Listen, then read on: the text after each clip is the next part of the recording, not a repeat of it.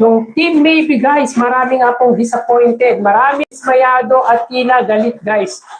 Sa Eat Bulaga, yung ilang mga supporters, yung mga solid supporters ng team maybe dahil nababawasan na daw po guys ang exposure ng tambalan nga po ni Raisa at Bimbi Aquino Yap. Kumbaga guys ay parang hindi na daw pinibigyan ng priority ang tambalan ng maybe. At marami nga pong disappointed guys na supporter nga po ni Raisa at Bimbi Aquino Yap. At galit na galit guys ha, maraming galit na galit guys sa Eat Bulaga dahil parang binabaliwala na daw po guys yung tambalan na nagbibigay nga po sa kanila ng saya, nagpapakilig sa kanila.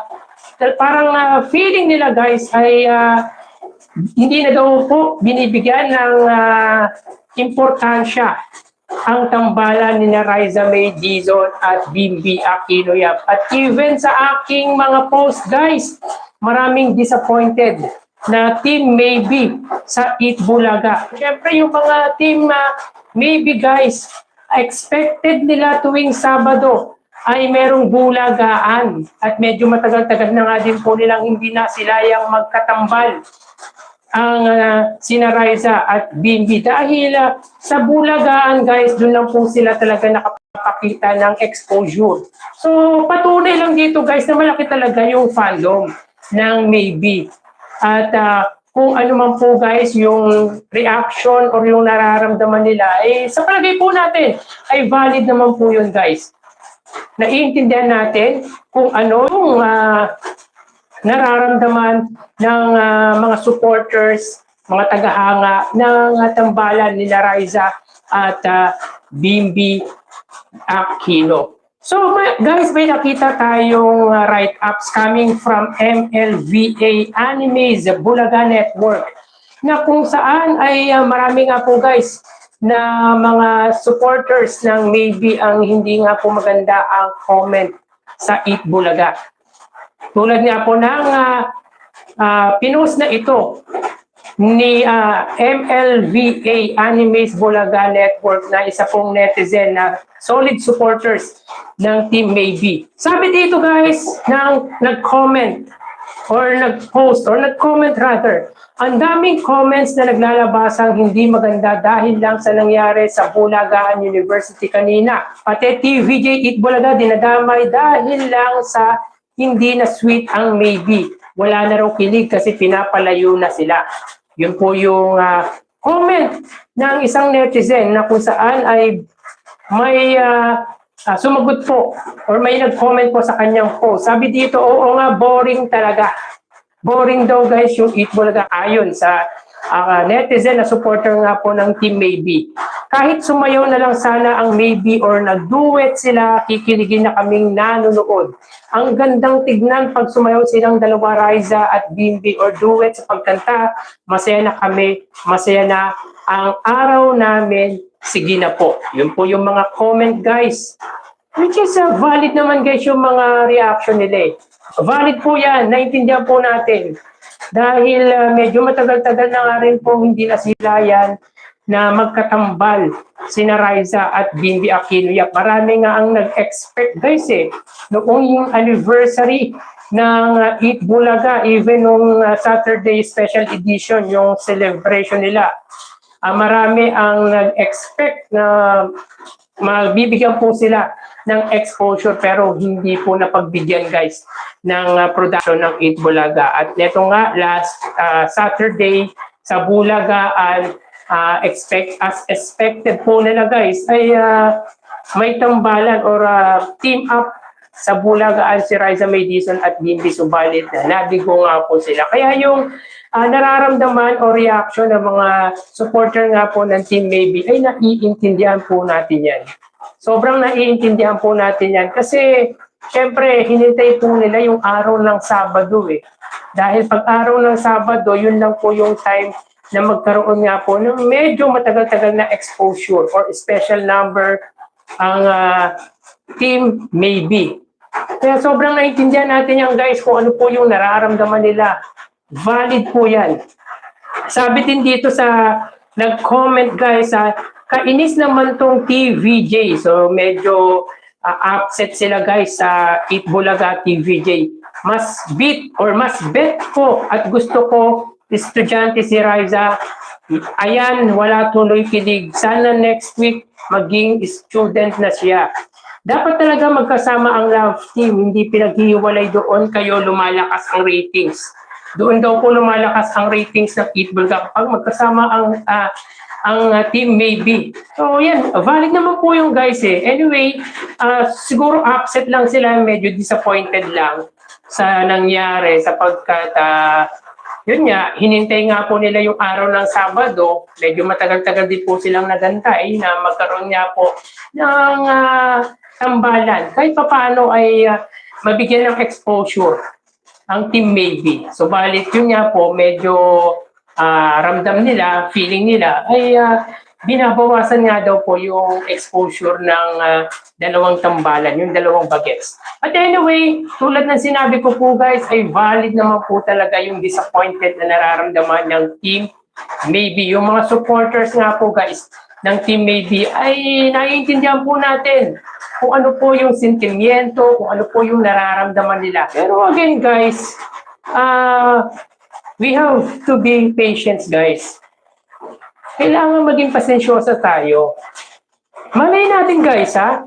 Ito para sa lahat to guys. Hindi lang po sa team maybe. Even sa mga supporter nga po ni Ruel Carino. Malay mo, merong tactics na ginagawa ang Itbulaga, yung production ng Itbulaga. Di ba? Meron silang, sabihin natin, niluluto.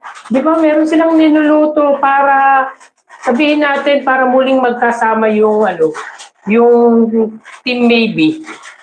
Kumbaga pinapasabik lang guys yung yung mga supporters ng tambalan ni Riza Mestizo. Unang-una guys, kung linggo-linggo, araw-araw, linggo-linggo ay makikita natin yung tambalan nila ay medyo magsasawa yung tao. Isa yun sa dahilan siguro guys sa nakikita ng Itbulaga. Siyempre, yung team, yung supporter ng nila Riza Mestizo, yan, hindi magsasawa yan. Pero hindi naman lahat sila guys ay dapat i-consider lang ng Itbulaga. Meron din kino-consider na iba ang Itbulaga. Hindi sila basta nakafocus lang sa isa, di ba? Hindi po laging kilig guys. Intindihin din po natin yung pamunuan ng Itbulaga. Siguro nakikita din nila yung feedback ng ibang audience. So yung audience ng maybe guys, naiintindihan po natin yun. Siyempre para sa kanila, iba po talaga yung saya, yung tuwa, yung kilig na naibibigay ng team maybe. Pero siyempre hindi lang naman team maybe ang dapat nilang i-consider. Marami po silang dapat i-consider guys. Marami silang dapat tignan. Malay natin guys, may binuko palang proyekto. O hindi po natin alam, may segment na gagawin para sa kanilang dalawa. Unpredictable po kasi ang Itbulaga eh. Hindi po talaga natin alam kung ano yung gagawin nila for the next episode. Di ba? Kailangan natin maging pasensyoso, maging pasensyosa. Huwag tayong magre-react ng basta-basta. Kapag naramdaman kagad natin yung pagka-upset or galit or inis, minsan may nasasabi tayong hindi maganda. Nakakaya naman guys sa sinusuportahan nating tambalan. Siyempre, tayo nga, lagi ko itong sinasabi sa inyo, di ba? Tayong mga supporters ang nagre-represent sa kanila. Bigyan natin ng dignidad, guys. Yung grupo natin, kung ano man yung sinusuportahan nating grupo, bigyan natin ng konting dignidad. Hindi naman ibig sabihin, guys, na medyo nabawasan yung exposure nila ay wala ng tambalang maybe. That doesn't mean, guys. Nandun at nandun lang yan, guys. Any moment, anytime, guys, pwedeng bigyan ng exposure ang dalawang yan. Kailangan lang natin maging pasensyoso. Huwag tayong mainip. Huwag tayong mainip, guys. Unang-una, valid din naman kasi, guys, yung reason kung bakit during the time ng anniversary, ay hindi po sa kanila nakafocus yung Itbulaga. Even last Saturday, guys, Di ba? Unang-una talagang focus sa anniversary ang Eat Bulaga. Doon po sila nakatuon. Doon po talaga nakatuon, guys, ang Eat Bulaga sa anniversary po nila. Di ba marami silang guest, sobrang busy po talaga nila. Di ba? Sobrang busy ng Eat Bulaga, maraming mga guests ang Eat Bulaga sa anniversary. So nitong Sabado, guys, last Saturday, pinahinga muna ang pagiging teacher ni Alan Kay. So medyo may strategic plan yan, guys, ang Eat Bulaga. Hindi po pwede silang mag-focus lang sa isang tambalan. Kailangan nag-ano sila, may plano sila, guys, eh. May rolling sila, guys, eh. Yung kumbaga rotation. May rotation silang, guys, na ginagawa. Diba? At maganda-ganda nga to, guys, eh. Para sa akin, advantage din ito para sa Team Maybe, sa mga supporters ng Team Maybe. Dahil sa ginagawa nga po ng Eat Bulaga na medyo kinakat, or let's say, sabihin po natin, medyo pinapabitin. Mas pinapabitin yung exposure ng dalawa, lalo tayong, kumbaga lalo tayong nananabik. Diba? Chine-check ng ano yan, Eat Bulaga, kung ano yung response ng audience ng Maybe. Kapag ganyan, guys, na kunwari, bigla nilang bibitinin, syempre, i-check nila kung ano yung magiging feedback, kung ano yung magiging response ng audience ng Team Maybe. Again, huwag tayong mainip. Huwag tayong mainip. Hindi naman porkit wala silang exposure ngayon, bukas or last Saturday, ay wala nang tambalang Ariza May Dizon at Bimby Aquino. Kung boboringan kayo, guys, ay hindi po kayo tunay na legit Dabar Cats. Nakafocus lang kayo, guys, sa Team Maybe. Kasi, guys, ang tunay na legit Dabar Cats, guys, ano man ang ihain ng Eat Bulaga, ay ma-appreciate nyo yan. Matatanggap nyo yan. Diba? Siguro naboboringan lang yung iba dahil hindi nila appreciate yung episode ng Eat Bulaga. Ako, para sa akin, guys, nakakadismaya yung ganong pag-uugali. Kunwari, hindi lang kayo nagustuhan, maglalabas na kagad kayo ng sentimiento na hindi maganda. Naiintindihan natin, guys, yung disappointment na meron kayo.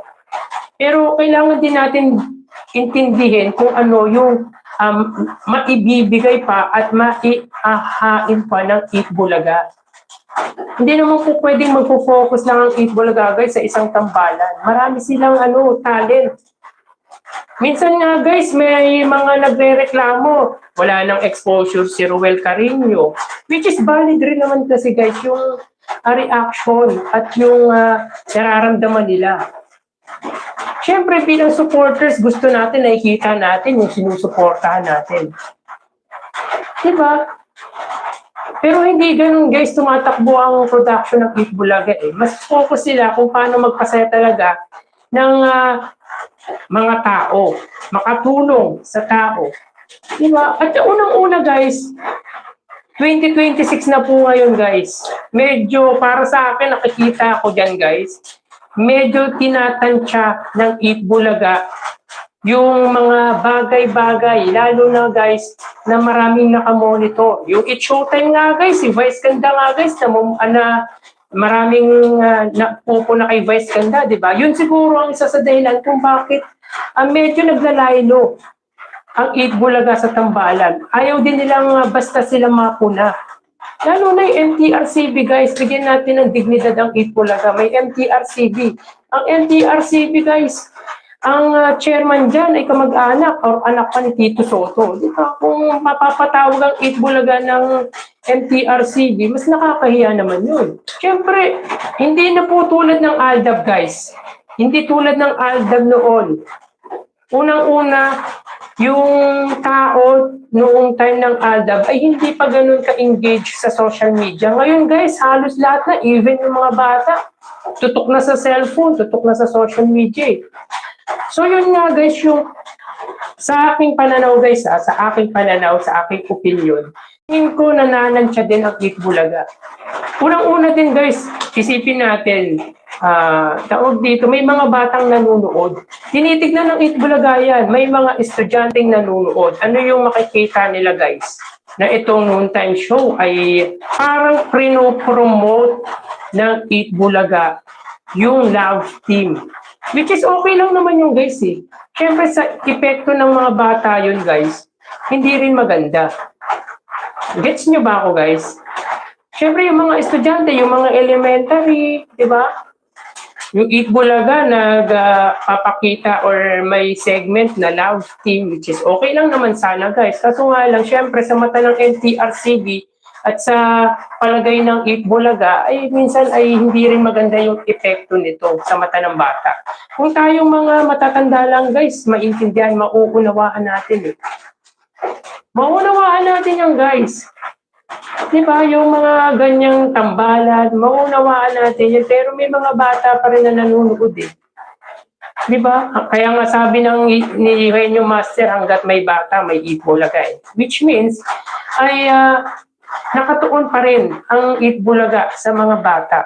Intindihin natin guys, ang Eat Bulaga, kung ano man po ang hihain natin sa kanila, or kung ano man po ang hihain sa atin ng Eat Bulaga, ay dapat magpasalamat tayo. Dahil magpasanggang ngayon, ay nandiyan po sila. Di ba? Nagpapasaya, tumutulong. Di ba? Malay natin, isa sa mga episode nito ay bigla na lang gawa ng segment ang Team Maybe. Di ba? May strategic plan silang ginagawa for the tandem.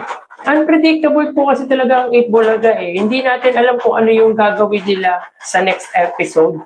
Huwag tayong ma-disappoint guys.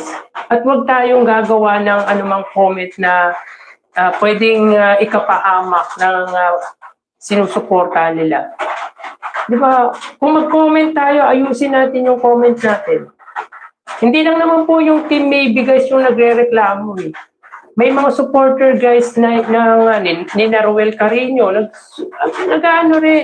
nagre-reklamo din na kesyo maliit lang daw po yung exposure ni Ruel Carino. Siyempre guys, hindi naman palagi talaga. Talagang rotation yan guys eh. Bibigyan ng expo, kaya nga may special number pag Saturday, di ba nga lang, that time, ay wala po talagang Team Maybe muna. Pinapasabit guys eh, pinapasabit ng Eat Bulaga. Ganyan kagaling ang Eat Bulaga guys.